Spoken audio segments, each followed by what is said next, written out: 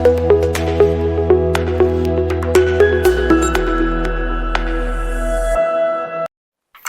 મિત્રો, real voice of ઇન્ડિયામાં આપનું હાર્દિક સ્વાગત છે.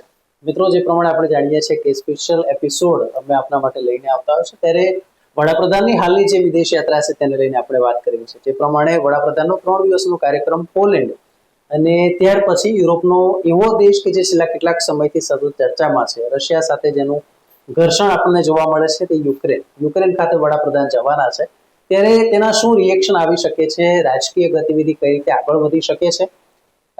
રશિયા થોડા સમય પહેલા જ વડાપ્રધાન ગયા હતા અને ત્યાર પછી હવે ગણતરીના અઠવાડિયાઓમાં તેઓ જ્યારે યુક્રેન જઈ રહ્યા છે, તો રશિયાના સંબંધ અને ભારતના સંબંધમાં કોઈ ફરક પડશે કે કેમ, આ તમામ વિષય પર આજે આપણે ચર્ચા કરવી છે. અને ચર્ચામાં ભાગ લેવા માટે આપણી સાથે જાણીતા રાજકીય વિશ્લેષક તેમજ આપણા રિવોયના એડિટર આનંદ શુક્લા જોડાયા છે. આનંદજી, ખૂબ ખૂબ સ્વાગત છે. નમસ્કાર. નમસ્કાર સર, બહુ ચર્ચાનો વિષય એટલા માટે પણ છે કારણ કે વડાપ્રધાનની એવી મુલાકાત છે કે જે બંને દેશો એકબીજાના દુશ્મન છે, પરંતુ જો ભારતની વાત કરવામાં આવે તો બંને દેશો સાથે ગાઢ સંબંધ પણ જળવાયેલા છે. યુએસએસઆર માંથી ભલે યુક્રેન છૂટું પડ્યું હોય, પરંતુ જે કલ્ચરની રીતે જોવા જઈએ તો રશિયન કલ્ચર, યુક્રેન કલ્ચર, લેંગ્વેજની વાત કરીએ, એ બધું જ સેમ છે. અને એ બધાની વચ્ચે હવે જ્યારે વડાપ્રધાન મોદીની આ મુલાકાત છે, તમે કઈ રીતે જોઈ રહ્યા છો? જો બહુ સ્પષ્ટ છે, ભારત એ પોતાના હિતમાં કોઈ પણ દેશોના ગ્રુપની અંદર જોડાયા વગર પોતાની વિદેશ નીતિ ચલાવશે. આ પહેલો સંદેશ છે વડાપ્રધાન નરેન્દ્ર મોદીનો, કે જે ભારતની આઝાદી પછી 1947 પછી 15 ઓગસ્ટ 1947 પછી ભારતે પોતાની વિદેશ નીતિ માટે અખત્યાર કર્યો હતો. નોન અલાઇન મુવમેન્ટ અથવા તો બિનજોડાણવાદી નીતિ એ ભારતની વિદેશ નીતિનો પહેલેથી બહુ મોટો પોલિસી ડિસિઝન છે. આ ડિસિઝન એ જવાહરલાલ નહેરુથી માંડી નરેન્દ્ર મોદી સુધીના વડાપ્રધાનોએ પોતાની વિદેશ નીતિમાં આગળ જાળવી રાખ્યો છે.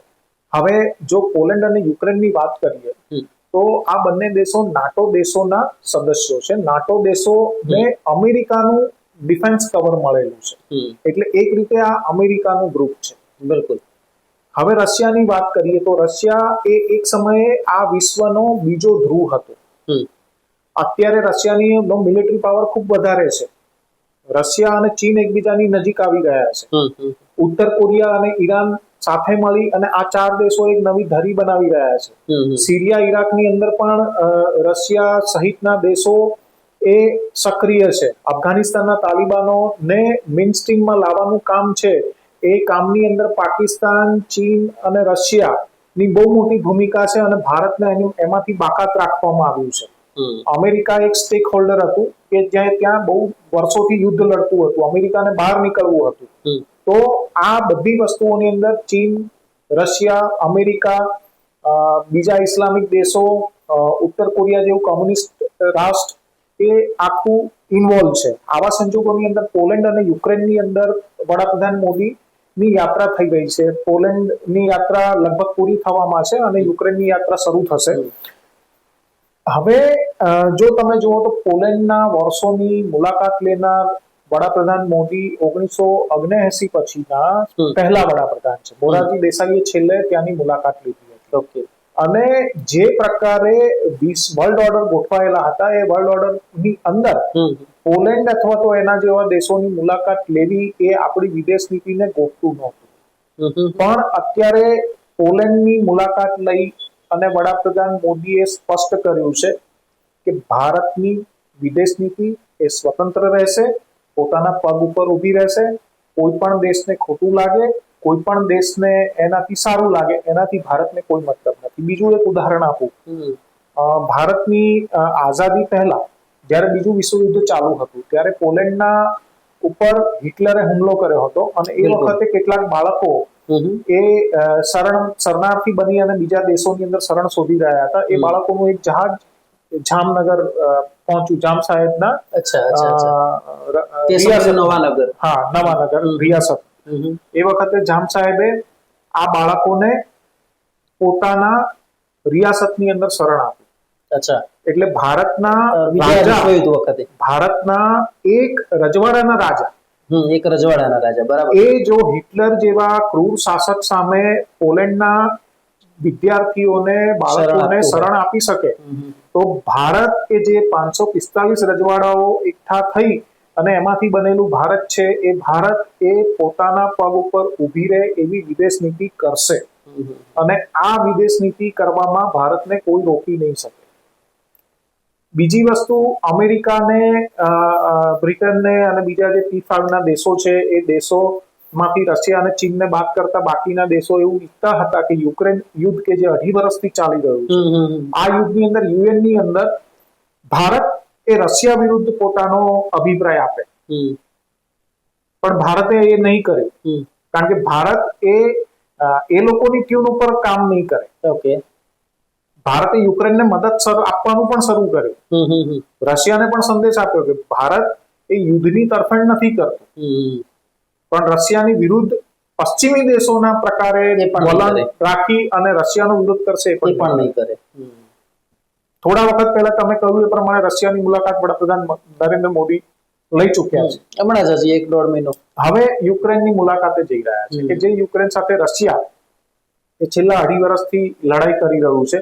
આ એવા વખતે વડાપ્રધાન જઈ રહ્યા છે કે જ્યારે યુક્રેન એ વધારે મેસિવ એટેક કરી રહ્યું છે અને રશિયાના ઘણા મોટા ભાગો ઉપર એ કબજો જમાવવાની વાત કરી રહ્યું છે. 6 લાખથી વધારે રશિયન સૈનિકો મારી નાખ્યાનો પણ દાવો કરવામાં આવે છે. આવા સંજોગોમાં યુક્રેનની મુલાકાત વડાપ્રધાન નરેન્દ્ર મોદી લઈ રહ્યા છે. આ રશિયાને પણ એક બહુ મોટો સંદેશ. જે તમે વાત કરીને એમાં જ આગળ આવું છે, એવું શું રીઝન કે 2.5 વર્ષથી સતત ચાલે છે, વચ્ચે લગભગ બંને દેશો વચ્ચે સીઝ ફાયર તો નથી થયું, આપણે જાણીએ છીએ, પણ ક્યાંક શાંત પડેલું, પણ અઠવાડિયાથી જે પ્રમાણે ફરી એકવાર યુક્રેને આક્રમકતા બતાવી છે, 84 ગામો રશિયાના ફરી કબજે કર્યા, ડ્રોન દ્વારા સતત હુમલા વધારવામાં આવ્યા છે, કુર્સ્ક જે ત્યાંનો વિસ્તાર છે તે કબજે કર્યો છે તેવો દાવો કરવામાં આવ્યો છે. તો એ બાબતને કારણ કે બધું જ શાંત હતું, ફરી એવું શું થયું કે આ વલણ? અને બીજું કે જ્યારે આ ઘટના ઘટી છે તો રશિયાનું હવે નેક્સ્ટ સ્ટેપ શું હશે? જો સૌથી પહેલા યુનાઇટેડ સ્ટેટ્સ ઓફ સોવિયત સંઘ, એમાંથી જે દેશો છૂટા પડ્યા ને એ દેશો આપોઆપ એક બહુ મોટા મિલિટરી પાવર હતા. એમાં યુક્રેનનો પણ સમાવેશ થાય છે, કારણ કે રશિયાનું જે USSR નું જે ડિફેન્સ એસ્ટાબ્લિશમેન્ટ હતું ને, એ આખા સોવિયત સંઘની અંદર ફેલાયેલું હતું. હવે 1991 માં બિફોર 1991, ઓકે, બરાબર. હવે એમાં આપણા વાયુસેનામાં AN-32 વિમાનો છે, ટ્રાન્સપોર્ટ વિમાનો અને બીજા વિમાનો છે. આ વિમાનો જે છે એ વિમાનો યુક્રેનમાં બને છે. ભારતે યુક્રેનની ST સાથે 105 AN-32 જે વિમાનો છે એના અપગ્રેડ કરવા માટે અને એની લાઇફલાઇનને 40 વર્ષ વધારવા માટે $400 મિલિયન એક સમજૂતી ઉપર હસ્તાક્ષર કર્યા છે, કે આ જે ભારતની ડિફેન્સ જરૂરિયાત છે રશિયા પૂરી નથી કરી શકે એમ, અથવા તો રશિયા પૂરી કરે તો એમાં વધારે ખર્ચ થાય એમ છે. અચ્છા, તો યુક્રેન પાસે તમારે જવું પડશે. આ સિવાય ભારત કોઈ પણ કિંમતે ઈચ્છે છે કે જે વોરશિપ્સ છે એમાં ગેસ ટર્બાઇનનું નિર્માણ કરવાનું હોય છે, અને આ જે નિર્માણ છે યુક્રેનની જે સરકારી કંપની છે જોરિયા મેસ પ્રોપ વોરશિપ એ કરે છે. હવે ભારતને પોતાની નેવીને ગ્રીન નેવીમાંથી બ્લુ નેવીમાં કન્વર્ટ કરવી છે. ઓકે, હવે ભારતની જરૂરિયાત છે ગેસ ટર્બાઇન ના નિર્માણની, તો એ પણ યુક્રેન પાસેથી લઈ શકાય એવી શક્યતાઓ છે. આવા સંજોગોની અંદર ભારતના જે ડિફેન્સ પ્રોજેક્ટ છે એમાં યુક્રેન મદદગાર થઈ શકે એમ છે. એટલે યુક્રેન અત્યારે વડાપ્રધાન નરેન્દ્ર મોદી જઈ રહ્યા છે. તમારો બીજું જે હતું કે યુક્રેન જ શા માટે, તો હમણાં પુતિન એક ચૂંટણીની અંદર ફરીથી ચૂંટાઈ અને રાષ્ટ્રપતિ બન્યા, ત્યાં આગળ બળવાની સ્થિતિ થઈને એ બધું આપણે જોઈ રહ્યા છીએ, વેગન રિવોલ્ટ જોઈ રહ્યા છીએ. પુતિને ફરીથી રાષ્ટ્રપતિ બન્યા પછી સૌથી પહેલી મુલાકાત બીજિંગની લીધી, ચીનની લીધી. ચીન એ ભારતનો સૌથી મોટો શત્રુ દેશ છે. ચીન સાથે ભારતનો તણાવ LAC ઉપર છેલ્લા 2.5 વર્ષથી વધારે સમયથી ચાલી રહ્યો છે. આ સંજોગોની અંદર પુતિનની બેઇજિંગ યાત્રા, જિનપિંગને મળવું, એ ચીન અને રશિયાની ઘનિષ્ઠતા બતાવે છે.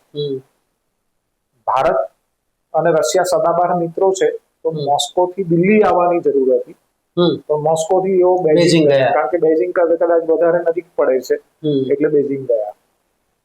હવે રશિયા જ્યારે તૂટ્યું, સોવિયત સંઘ જ્યારે તૂટ્યું, ત્યારે રશિયાની સ્થિતિ એ ખરાબ હતી, આર્થિક સ્થિતિ. ભારત એ વખતે ખૂબ બધા ડિફેન્સ ઇક્વિપમેન્ટ ખરીદી રહ્યું હતું, પણ એટલા ડિફેન્સ ઇક્વિપમેન્ટ ખરીદી નહોતું રહ્યું કે જેનાથી રશિયાની આર્થિક જરૂરિયાતો પૂરી થાય. ઓકે, એટલે રશિયાએ બીજે નજર દોડાવવી પડે. હા, રશિયાએ ચીનને અમુક ડિફેન્સ ઇક્વિપમેન્ટ નું વેચાણ શરૂ કર્યું. આજે સ્થિતિ એવી છે કે ઘણા બધા એવા ઇક્વિપમેન્ટ છે કે જે ભારતને પણ આપવામાં આવે છે અને ચીનને પણ આપવામાં આવે છે, બીજા નામથી આપવામાં આવે છે, બીજી થોડી ડિઝાઇનમાં ચેન્જ કરીને આપવામાં આવે છે, એ રીતે આપવામાં આવે છે. એટલે આ ઘનિષ્ઠતા વધી રહી છે. બીજું, ઇસ્લામિક વર્લ્ડની અંદર ઈરાન સાથેની ઘનિષ્ઠતા, તાલિબાનની નજીક જવું, પાકિસ્તાનની નજીક જવું, રશિયાનું અને રશિયાના એકબીજાની નજીક આવવું, આમાં ચીનની બહુ મોટી ભૂમિકા છે. ઉત્તર કોરિયા સાથેના સંબંધો અને ઉત્તર કોરિયાની વારંવાર મુલાકાત પુતિન લઈ રહ્યા છે, એની પાછળ પણ ચીનનું સમીકરણ છે. અચ્છા. તો આવા સંજોગોની અંદર જે વર્લ્ડ ઓર્ડર સેટ થઈ રહ્યો છે, એ વર્લ્ડ ઓર્ડર સેટ થવામાં ભારત એ રશિયાનું પૂંછડીયો દેશ બને એવી કોઈ શક્યતા નથી. એ પ્રકારના સંકેત પણ રશિયાને ભારત દ્વારા આપવા જરૂરી છે. ભારતે અમેરિકાને 90ના દાયકામાં સંકેત આપ્યા હતા કે અમે તમારા પૂંછડિયા નથી, અમે બિન જોડાણવાદી છીએ, અમે રશિયા સાથે પણ સંબંધો રાખીશું અને તમે ઈચ્છો તો તમારી સાથે પણ સંબંધો અમારા સારા રહેશે, બિલકુલ અમારી વિદેશ નીતિ ઇન્ડિપેન્ડન્ટ રહેશે. એક સંદેશ ભારતે અમેરિકાને હમણાં જ આપ્યો કે ભાઈ અમારા રશિયા સાથેના આર્થિક અને જે સંરક્ષણ સંબંધો છે એ ચાલુ રહેશે, તમારી સાથેના પણ સંબંધો ચાલુ રહેશે.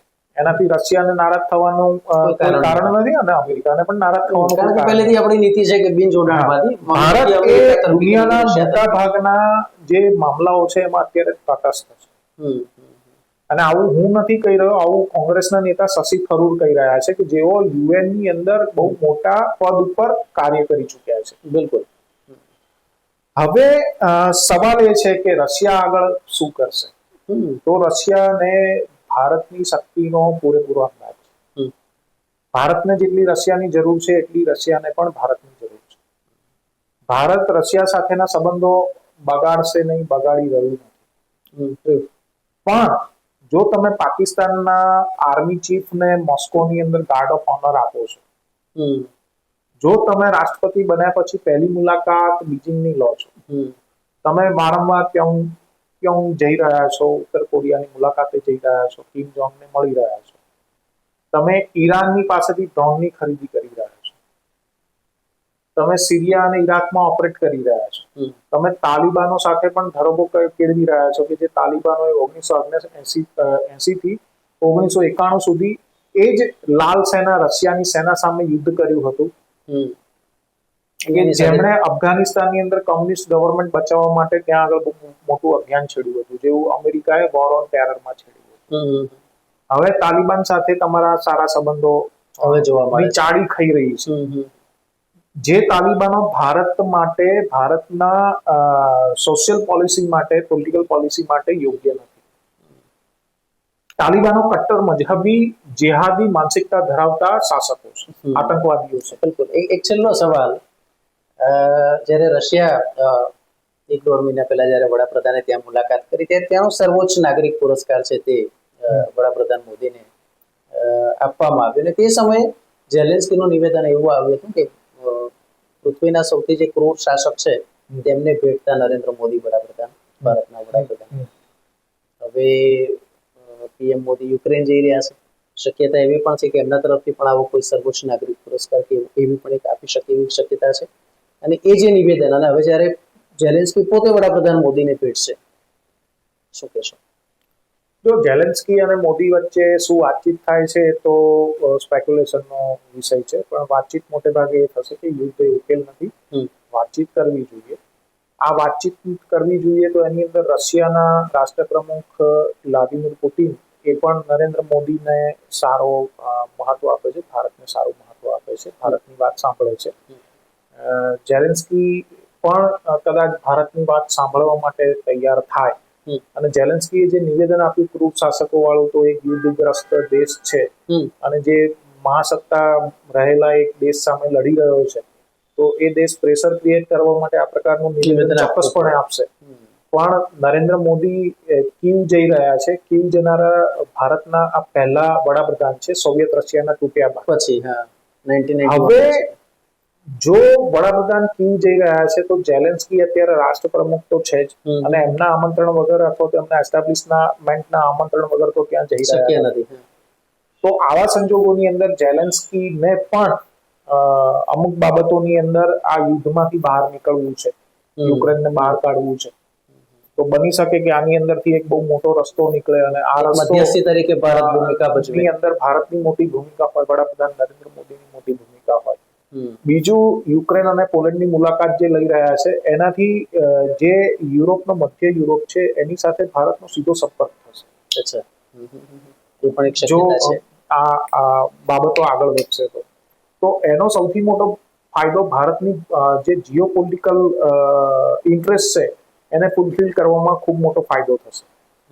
અને દુનિયામાં કોઈ પણ વિદેશ નીતિની અંદર કોઈ પણ સ્થાયી શત્રુ નથી, કોઈ પણ સ્થાયી મિત્ર નથી. જરૂરિયાતો ઉપર મિત્રતા અને શત્રુતા એ ઊભી થતી હોય છે. બીજા વિશ્વયુદ્ધમાં જે લોકો સામસામે હતા અત્યારે એક તરફ છે. બિલકુલ, હા, પરિસ્થિતિ આખી ભૂગોળ બદલાઈ ગઈ છે. હા, અને જે લોકો બીજા વિશ્વયુદ્ધમાં સાથે લડ્યા હતા એ દુનિયાના બે મોટા ધ્રુવ સામસામે પડી ગયા છે, ઉત્તર દક્ષિણ ધ્રુવ બની ગયા. બિલકુલ. તો હજુ હું કહું છું કે આ જે સંબંધો છે એ હિતો, પારસ્પરિક હિતો ઉપર આધારિત સંબંધો છે. બિલકુલ. અને એ સ્થાયી નથી, એ અસ્થાયી છે, સતત બદલાતા રહે છે. ભારત પણ પોતાના હિતો પ્રમાણે આ જે બદલાતા સમીકરણો છે એ સમીકરણોમાં પોતાનું યોગ્ય સ્થાન એ જાળવશે. અને એના માટેનો આ એક જ રસ્તો છે કે અમેરિકા, રશિયા, ચીન જેવી મહાસત્તાઓને ભારત એક ચોક્કસ ઠોસ સંકેત આપે, સંદેશ આપે કે ભારતની વિદેશ નીતિ ઘૂંટણીએ પડવાની વિદેશ નીતિ નથી. ભારત દુનિયામાં ચોથા નંબરનું સૌથી મોટું આર્મી ધરાવતો દેશ છે, સૈન્ય શક્તિ છે ચોથા ક્રમાંકની. તો એ ભારત એ પ્રમાણે જ વર્તન કરશે. ભારત 140 કરોડ લોકોનો દેશ છે. ભારતની આર્થિક સ્થિતિ સારી થઈ રહી છે, ટોપ 5માં ભારતની ઇકોનોમી આવી રહી છે. તો ભારતનો વર્તાવ પણ એ રીતનો હશે અને દુનિયાએ આ સ્વીકારવું પડશે. બિલકુલ. તો દર્શકો, તો આ ચર્ચા આપણે જે કરી કે વડાપ્રધાન મોદીની જે પોલેન્ડ અને ત્યાર પછી યુક્રેનની મુલાકાત અને ત્યાર પછી શું સમીકરણ રચાઈ શકે, જે 2.5 વર્ષથી સતત યુદ્ધ ચાલે છે એના પર કાબુ આવશે, તેની ગતિ ધીમી પડશે કે પછી યુદ્ધ બંધ થઈ શકે તેવા પણ સંકેત છે. એ તો કદાચ આવનારો સમય બતાવશે. પણ એક બાબત નક્કી છે કે ભારતે જે પ્રમાણે વાત કરવામાં આવી કે એક ઉછળ્યો દેશ હવે બની રહે તેવી સ્થિતિમાં નથી, બની રહેવા માંગતો પણ નથી. આર્થિક તાકાત વધી રહી છે, જનાધાર વધી રહ્યો છે. છેલ્લા 3 ટર્મથી આપણે કહી શકાય કે સતત એકધારી આપણને સરકાર મળી છે અને વિશ્વ કક્ષાએ તેને પણ ધ્યાનમાં લેવામાં આવે છે. એમાં કોઈ વિવાદ ન હોઈ શકે. આનંદજી, ખૂબ ખૂબ આભાર આજે માહિતી આપીને. ચોક્કસ દર્શકોના પણ આ જ્ઞાનમાં વૃદ્ધિ થશે અને એક નવી દિશાથી તેમને વિચારવાની એંગલ મળશે.